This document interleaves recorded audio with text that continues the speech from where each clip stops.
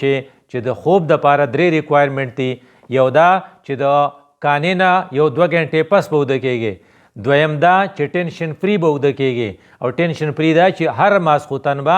ټول خلقو ته د زړه د اخلاص معافي وکړي.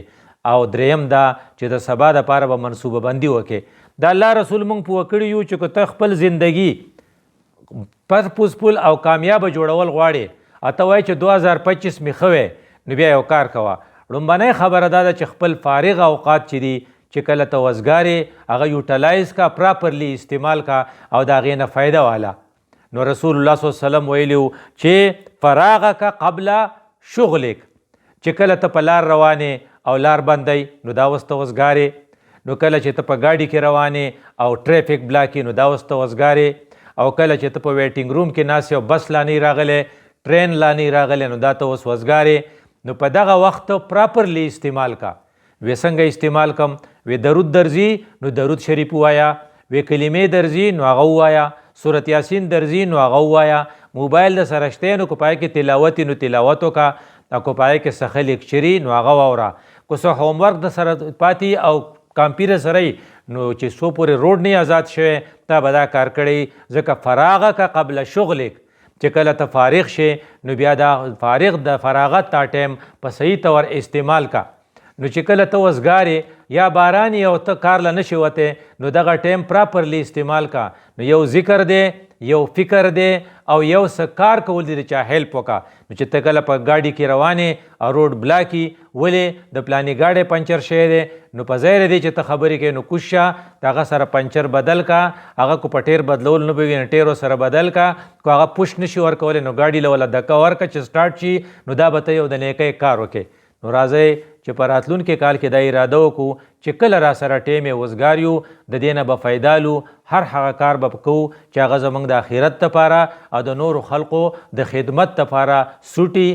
او مناسبي او موږ ته د هغې نه فایده میلاو شي. دویم کار چې موږ ته رسول الله صلی الله علیه وسلم ښوولی و هغه دا ده چې راځئ چې په 2025 کې دا وکړو چې کله زموږ سره پیسې، دا پیسې به ټول عمر نه، دا کاروبار به ټول عمر داسې نه چلیږي، دا کارخانه به داسې کامیاب نه وي، د بجلی دا ریټونه به داسې نه وي، او دا زموږ دا دکان به داسې نه چلیږي، او دا زموږ دا کلینیک به داسې نه وي. دا غنا ده، دا به ټول عمر نه وي. نو غنا کا قبل فقرک، پتا چې زوال راځي، پتا غریبي راځي، اوس امداد وکړه. د دې وجې نه ستا سره چې کومې پیسې دي د دې نه میکسیمم پیدا واله. نو په دې رتیکو خوړلو په ځای چې ستا یو رشته دار انسولین ضرورت وي نو انسولین ونه پوره کا. او چې ستاسو په جومات کې د بجلی بل څوک نشي ورکولی دا پیسې هلته شفټ کا. او ستا کومه خور چې هغه د خاوند د کور نه غریبه مرور راغلی ده د هغې ضروریات پوره کا. او ستا کم ترور چې هغه غریبه کونډه شوې ده او د هغې څوک نشته د هغې ضرورت پوره کا. او ستا ګاونډي چې د هغې کره نه بجلي شته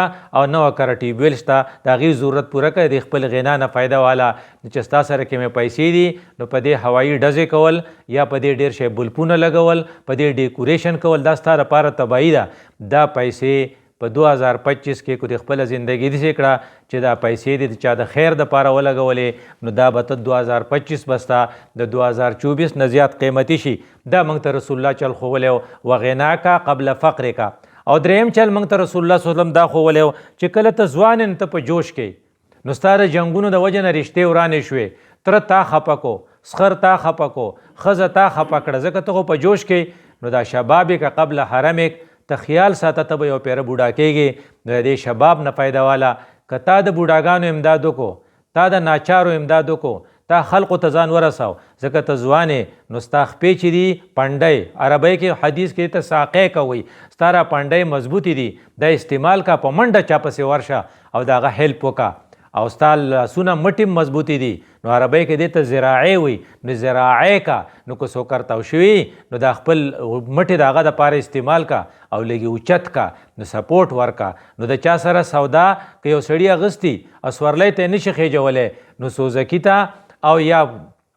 ډاټسن ته د هغه سره بوجۍ وخیجوه، زراعی کا استعمال کا. ځکه چې ته په دې وخت کې مضبوط یې نو ته شباب کې، او دا شباب ستا چې دی دا ځواني دا که ته د جنګونو دپاره استعمالې دا ته زیاتې کې، بلکې دا ته د خیرونو دپاره استعمال کا. ځکه دا ځواني به ستا همیشه نه. او یو زیری تاله درکړی چې که تا په ځوانۍ کې د یو بوډا او د یو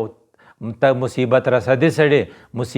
رسیده سړی امداد وکړو نو چې کله ته بوډا شې نو الله تعالی به یو سړی تاله مقرر کړي او هغه به بیا ستا امداد کوي او چې کله ته روغې صحتک قبل مرض قبل سقمک لا بیمار شوی نه نو اوس روغې نو ټول عمر به روغ نه بلډ پرشر درته ولاړ دی هارت اٹیک درته تیار ولاړ دی د کینسر اطلاع راځي ځکه موبایل استعمال ډیر دی د دې نه ریډیشن کیږي او اکثرو خلکو ته اوس کینسر بیماری شروع شوي دي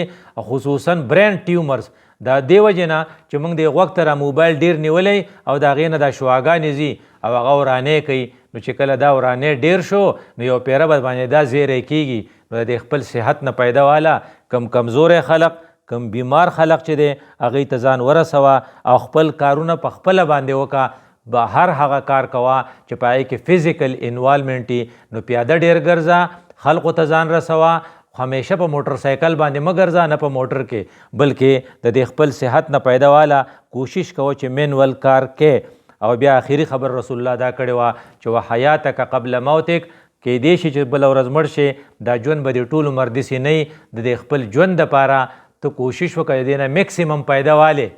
او د دې نه میکسیمم پیدا دا ده چې د خدای مخلوق ته خیر ورسوه د خدای خالق چې ستا کم دی د هغه عبادت وکړه چې هغه د نه رضا شي مخلوق ته نه رضا شي دا یاد ساته چې د ستا د حیات چې دی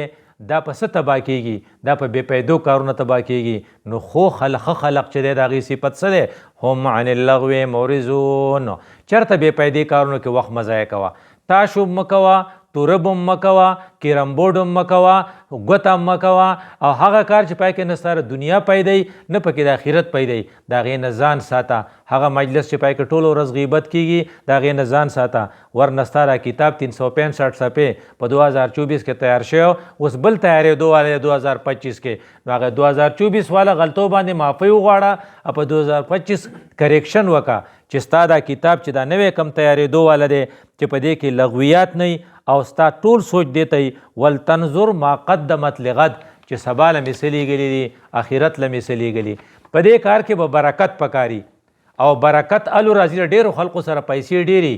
او آمدني ډېرې خو برکت پکې نه پریشانئ د دې وجې نه هغوی الماری د څه نه ډکي د ګولو نه ډکي ډایزیپام لیګزینیم او ټریپټینال او پروتایډین دا سره ډېر شی پراته دا ولې د هغې په زندګۍ کې برکت نه نو که ته وایې چې زما په زندګۍ کې د برکت شي نو د برکت دپاره یو خبره دا ده چې د ګناهونو نه ځان ساته ځکه چې